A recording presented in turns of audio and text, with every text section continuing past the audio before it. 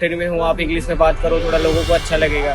इन चीज़ों को थोड़ा मतलब आसपास के लोगों की मेंटालिटी को सोच के, मतलब गांव समाज के ये सब सोच के थोड़ा मैंने इंग्लिश में कन्वर्ट होना स्टार्ट कर दिया। यहाँ तो हिंदी में पढ़ लेंगे, लेकिन बाद में जो लाइफ में अगर मान ली पोस्ट ग्रेजुएशन करने कोई बाहर जा रहा है, साउथ इंडिया जा रहा है, गुजरात जा रहा है, महाराष्ट्र जा रहा है, तो वहाँ की वर्नाकुलर लैंग्वेज के हिसाब से उनको अडेप्ट करना पड़ेगा। एमबीबीएस की पढ़ाई हिंदी में करते हैं तो पोस्ट ग्रेजुएशन के लिए तो कहीं समस्या है कि हिंदी को प्रोफेशनल बना देने का ख्वाब पूरे देश में देखा गया, लेकिन बाजार ने इसे लोकल ट्रीटमेंट ही दिया।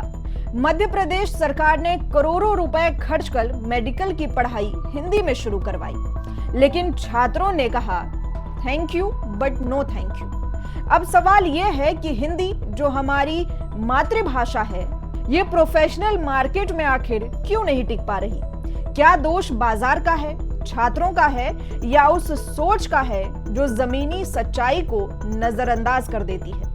आइए जानते हैं इसके पीछे की हर वजह इस वीडियो में। नमस्कार, आप देख रहे हैं यंग भारत न्यूज और मैं हूं आपके साथ ज्योति यादव। मध्य प्रदेश में एमबीबीएस के हिंदी कोर्स में वहां किसी भी छात्र या छात्रा ने एडमिशन नहीं लिया, बावजूद इसके कि करोड़ों रुपए खर्च करके सरकार ने यह सिस्टम खड़ा किया था। मेडिकल की बहुत सी किताबों को हिंदी में तैयार करवाया गया, पढ़ाने वालों को भी इसकी बाकायदा ट्रेनिंग दी गई, लेकिन एक भी बच्चे ने हिंदी मीडियम से मेडिकल की पढ़ाई करने में अपनी रुचि नहीं दिखाई। सरकार ने मेडिकल की पढ़ाई में भाषा के चयन को वैकल्पिक रखा था, यानी कि ये बच्चों के ऊपर था कि वह पढ़ाई अंग्रेजी में करना चाहते हैं या फिर हिंदी में। इसको लेकर कुछ छात्रों ने अपना तर्क दिया है, देखिए छात्रों का क्या कहना है। स्टैंडर्ड हो जाता है कि डॉक्टरी में हो आप इंग्लिश में बात करो, थोड़ा लोगों को अच्छा लगेगा। इन चीज़ों को थोड़ा मतलब आसपास के लोगों की मेंटालिटी को सोच के, मतलब गांव समाज के ये सब सोच के थोड़ा मैंने इंग्लिश में कन्वर्ट होना स्टार्ट कर दिया। और बाकी भी चीजें हैं, जैसे पीजी लेवल पे आप जाओगे तो वहाँ हिंदी अभी अवेलेबल नहीं है। मान लो आप अदर कंट्रीज में जाते हो, वहाँ तो हिंदी बात ही नहीं कर सकते, वहाँ तो आप ना तो या तो उनकी लैंग्वेज में बात करो या तो इंग्लिश में बात करो, यही चीजें चलती है। वहाँ तो अलग अलग एग्जाम भी होते हैं, वो सब इंग्लिश में होते हैं। तो ये बड़ी दूर दूर तक की चीजें सोच के मैंने धीरे धीरे यहाँ तो हिंदी में पढ़ लेंगे, लेकिन बाद में जो लाइफ में अगर मान ली पोस्ट ग्रेजुएशन करने कोई बाहर जा रहा है, साउथ इंडिया जा रहा है, गुजरात जा रहा है, महाराष्ट्र जा रहा है, तो वहाँ की वर्नाकुलर लैंग्वेज के हिसाब से उनको अडेप्ट करना पड़ेगा। और जो वर्ड्स है यूनिवर्सल वो तो वही रहेंगे, क्योंकि मेडिकल साइंस जो है उसका ओरिजिन ग्रीक एंड लैटिन है, तो वहाँ से जो वर्ड्स है वो तो वही रहेंगे, हिंदी वाले तो आएंगे नहीं। तो इस चक्कर में कि एक बार बार बार भाषा के जो चयन और हेरफेर में उनको टाइम लगे, उससे अच्छा है कि वो एक बार अडेप्ट कर ले अपना को हिंदी से इंग्लिश में, ताकि फिर वो लाइफ लॉन्ग उनको कहीं बाहर जाना हो, इंटरनेशनल जर्नल पब्लिकेशन वगैरह सब करना हो, तो इंग्लिश लैंग्वेज में कर लें। Madhya Pradesh medical science university ने एक अधिसूचना जारी करी है कि यदि एमबीबीएस की पढ़ाई के साथ साथ एमबीबीएस की परीक्षा को यदि कोई विद्यार्थी हिंदी में लिखता है तो उसको एक प्रोत्साहन पुरस्कार मिलेगा। विश्वविद्यालय में जो उसकी यूनिवर्सिटी टॉप की सूची होती है उसमें टॉप करने पर, जो कि 2 लाख रुपए का एक बड़ा कदम है। परंतु इसके कुछ नेगेटिव पॉइंट्स हैं, जिसके कारण से अभी तक बच्चे थोड़े डर रहे थे कि यदि वो एमबीबीएस की पढ़ाई हिंदी में करते हैं तो पोस्ट ग्रेजुएशन के लिए तो कहीं समस्या है कि, तो उसको ओवरकम करना चाहिए। पोस्ट ग्रेजुएशन में भी हिंदी लैंग्वेज का इशू ना करते हुए जो साइंस है उसको प्रमोट करना चाहिए।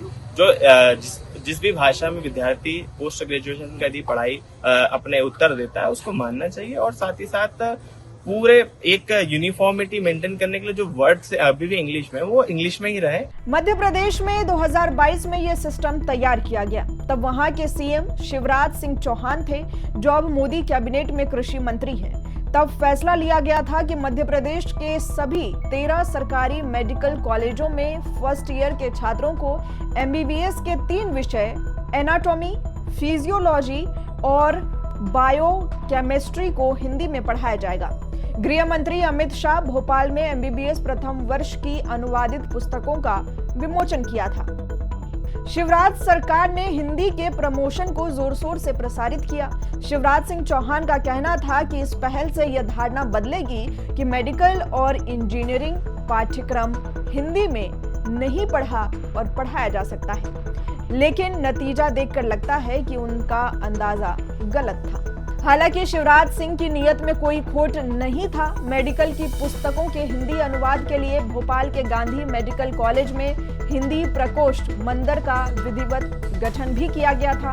टास्क फोर्स में चिकित्सा क्षेत्र के विशेषज्ञ शामिल रहे। 97 मेडिकल कॉलेज के शिक्षकों और विशेषज्ञों ने 5000 घंटे से अधिक समय तक विचार विमर्श करके आगे की योजना तैयार की, यानी कि सब कुछ मुकम्मल प्लान के तहत किया गया।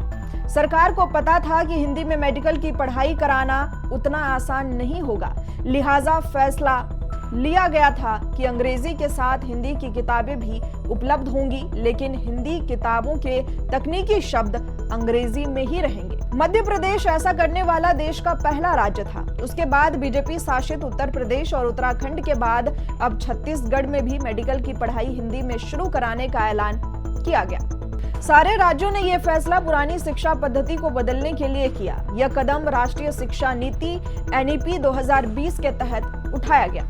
हिंदी में मेडिकल की पढ़ाई कराने के पीछे प्रधानमंत्री नरेंद्र मोदी की सोच थी। 2022 में उन्होंने एक रैली में हिंदी को बढ़ावा देने के लिए इस तरह का ऐलान किया था, लेकिन सरकार बाजारों को नहीं समझ पाई। सरकार को लगता था कि इस बदलाव से खासतौर पर ग्रामीण इलाकों के छात्रों को लाभ होगा। इन छात्रों की अधिकांश शिक्षा हिंदी के माध्यम से होती है।